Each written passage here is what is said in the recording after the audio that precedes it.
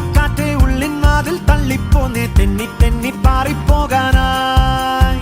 ഈ പൂനിലാവും വെയിലും മഞ്ഞും മന്ദിച്ചൊപ്പും പൂവും കുന്നും കാണുവാനായി ഒന്നിച്ചോടാൻ വാ.